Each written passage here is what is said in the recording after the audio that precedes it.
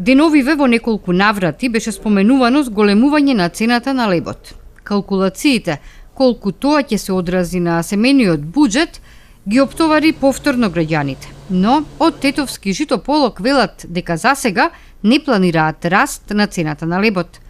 Наспроти нив, регулаторите за редовната двонеделна корекција на цената на нафтените деривати се определија да извршат намалување на дел од нив.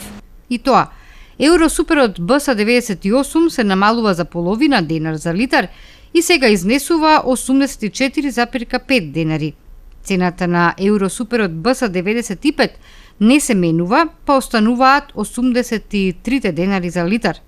А новите цени на евродизелот и на екстра лесното масло за домаќинство од полноќ ќе изнесуваат 71,5, односно 60 денари.